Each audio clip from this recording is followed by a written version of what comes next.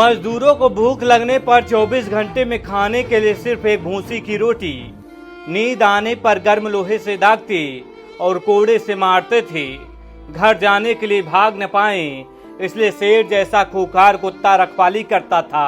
Jail जैसी ऊंची दीवारें बनाई गई थी। यह कहानी है उन 13 बदनसीब और बेकसूर मजदूरों की, जिन्हें पेट की भूख मिटाने और अपने बूढ़े माँ बाप को 2 वक्त की रोटी खिलाने की चाहत मुजफ्फरनगर के तितावी थाना क्षेत्र के मांडी गांव की एक दोना पत्तल फैक्ट्री में खींच लाई थी। लेकिन साहब, इन गरीबों को क्या पता था कि मोटी तनख्वाह और अच्छे खाने का लालच देकर उन्हें जिस ऊंची चारदीवारी के पीछे ले जाया जा रहा है वो कोई फैक्ट्री नहीं, बल्कि जीती जागती यमराज की गुफा है।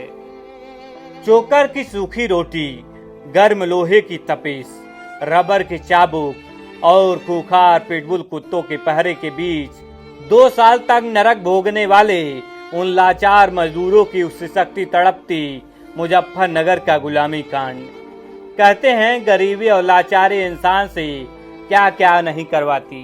बिहार, झारखंड, राजस्थान, हरियाणा, उत्तराखंड और पड़ोसी देश नेपाल के बेहद गरीब घरों के 13 नौजवान, जिनकी आंखों में अपने परिवार को एक बेहतर जिंदगी देने के सपने थे।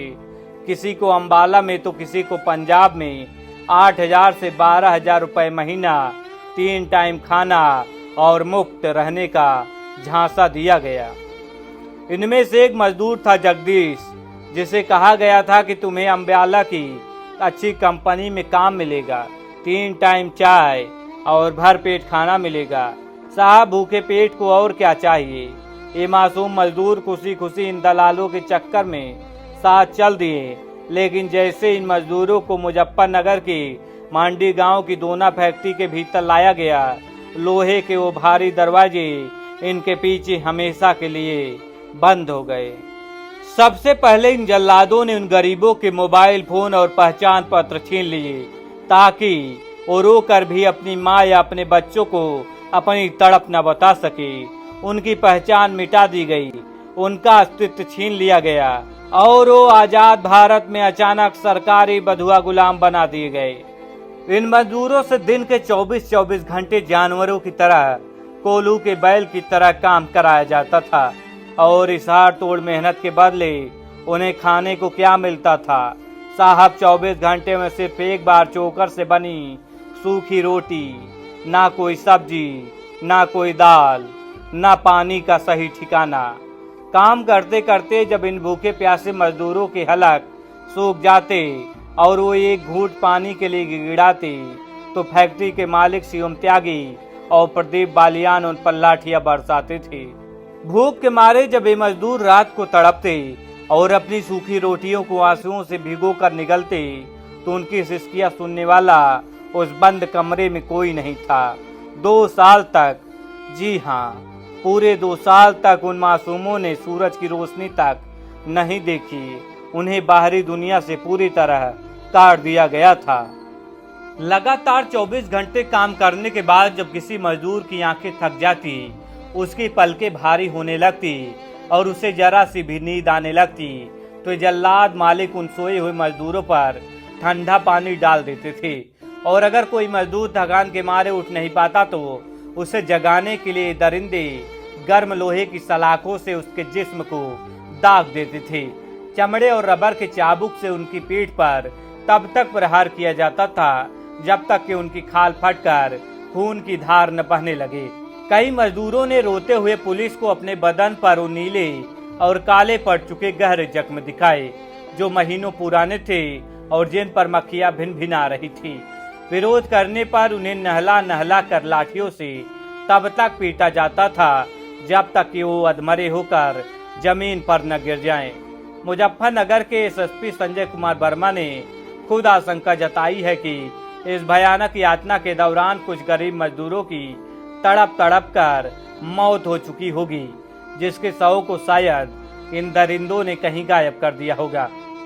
साहब, आप सोच रहे होंगे कि अगर उन पर इतना जुल्म हो रहा था तो भाग क्यों नहीं गए, क्यों 2 साल तक उस नरक को झेलते रहे। तो सुनिए इन जल्लादों की वो खौफनाक साजिश।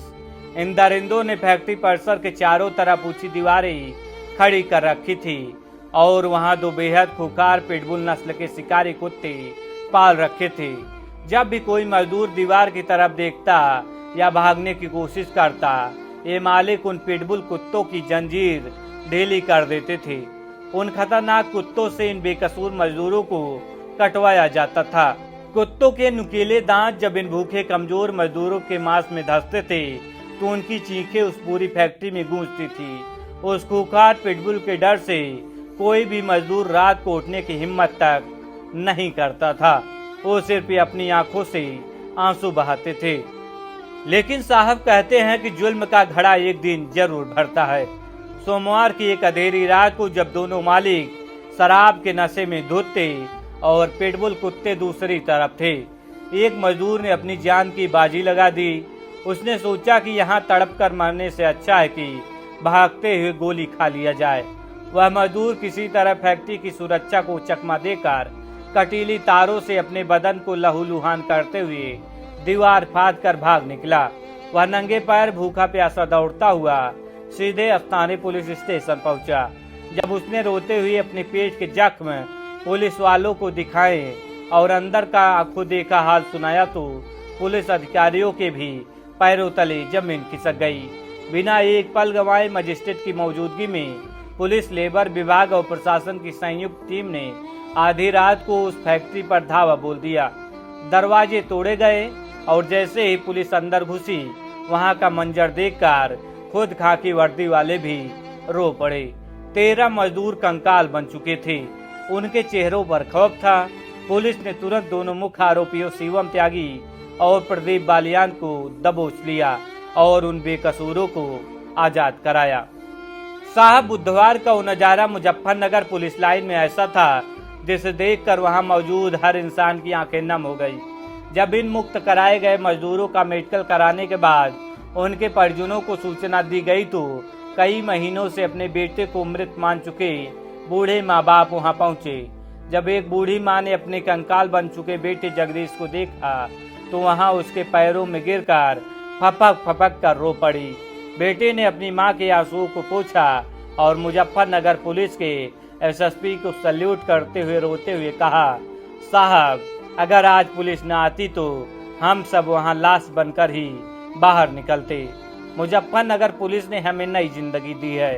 एसएसपी संजय कुमार वर्मा ने खुद आगे बढ़कर इन शोषित मजदूरों को फूलों की माला पहनाई, उन्हें सम्मान दिया, भरपेट भोजन कराया और सरकारी खर्च पर उन्हें उनके घरों के लिए रवाना किया। पुलिस ने इन दरिंदों पर आजीवन कारावास और गैंगस्टर एक्ट जैसी कड़ी धाराएं लगाई है।